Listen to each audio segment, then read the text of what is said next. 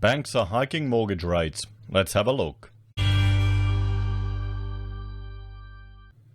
Hello everyone, Florian.heise here, and welcome to another episode of HeiseSays. Grab your stein of coffee, because the banks are starting to increase their mortgage rates. They're creeping up, everyone. Before we have a look at this latest article from Yahoo Finance, let's just jump and have a look at the current cash rate, even though I suspect you all know what it is.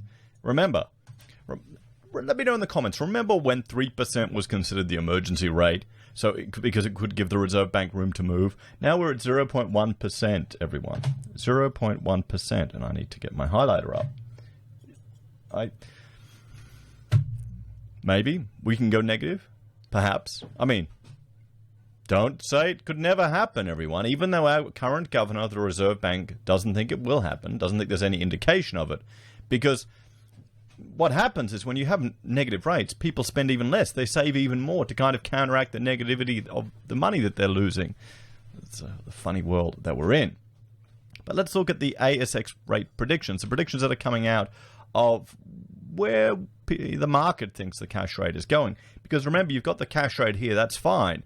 But we already have the banks acting independently and starting to increase their rates, only on certain loans, and it's starting to creep up bit by bit. So you've got to think, these people that are borrowing a 2% deposit house mortgage, what happens if rates start creeping up and then their ability to service that loan? That's the long-term implications you really have to think about. If you lose your job, something happens, can you still service it? What if rates double? What if they double? So here on the 11th of May, which is yesterday, the predictions for the next RBA board meeting, and they're saying 28% are saying no change, while 72% are saying it decreased to 0%. I mean, would 0% even make any difference? It might psychologically. Think about it would have to have a dent to consumer confidence, and I can't see them doing it.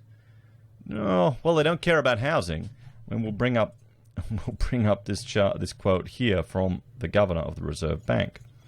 The RBA will not raise rates to slow housing boom. So does that mean they would lower rates even more, regardless of the housing boom, if the unemployment dictated?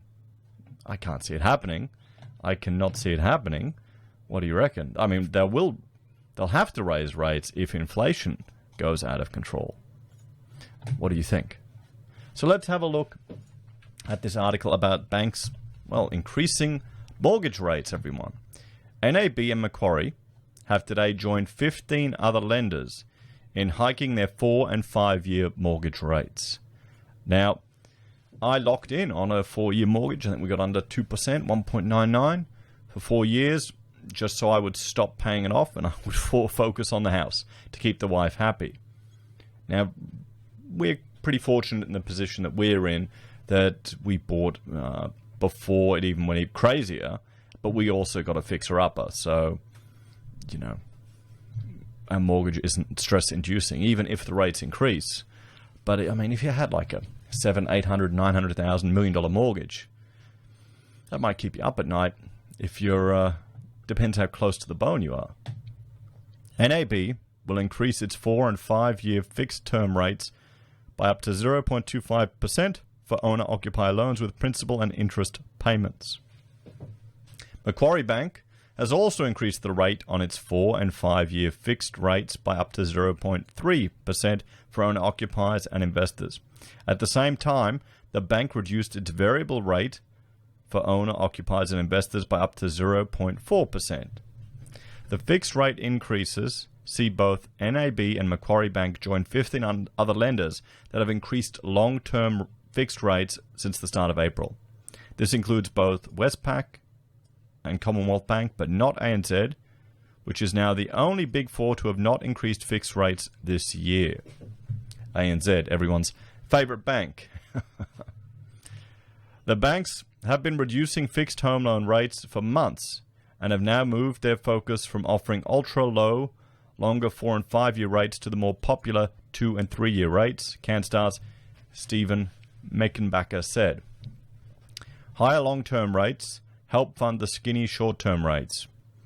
Economic recovery is in the air, driving longer-term fixed interest rates up, and the sky-high budget spending will provide further impetus to this trend. RateCity.com.au research director Sally Tyndall said this hike from the NAB means there are now no banks offering 4-year rates under 2%. So none of the big 4 banks. You can still go to some of the minor ones, some of the little ones. At the start of the year, 25 lenders were offering at least one 4-year fixed rate under 2%. Now there's just 3, and they're probably not going to keep those rates long, she said. Banks are shutting the door on record low 4- and 5-year rates. 3-year rates are likely to be next, potentially in the second half of this year. Tyndall says 4-year fixed rates are likely going to be less popular going forward now that many of the ultra-low rates are on the table, off the table. So people may not be locking in then. So what is the solution to this, everyone? What is the solution and consideration? Well, the question that I want to put to you and that I want you to think about is, can you handle a rise? Just writing that there. I hadn't finished that slide. There you go. So it's well polished here. Could you handle a rise, an increase in rates? So say if you got in at that locked in at the 4%, then your interest rates doubled. You have the capacity to handle that. What's the cheapest you've gone? What fat have you cut out of life to get by? That's going to be interesting. And the fact we're seeing these changes happen without the RBA intervening, with the cash rate staying the same. So could this mean we could see these rates slowly creep up one after the other, start going up? And then is that when we'll start to hear mortgage keeper? Or there'll be other interventions in the market. I mean, we had mortgage holidays, we had the government jumping to the rescue, all of these things that, well, you wouldn't have normally expected, which I don't think existed in the last recession, did they? What do you reckon?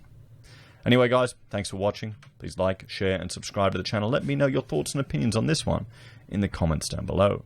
If you're a fan of the channel and enjoy the content I create here, there are a few ways you can support us. You can join us on YouTube or Patreon. You can support us using affiliate links at Amazon, eBay, Independent Reserve, or AussieBroadband. You can sign up for SelfWealth for your Aussie share trading. We'll each get 5 free share trades. Or for Stake, where you fund your account, we'll each get a free random stock, or 1 of 3. You can buy a merch from HeiseSays, use Gold Pass from the Perth Mint, or support us via PayPal. Take care, everyone. Have a great day. I'll see you in the next episode. Bye for now.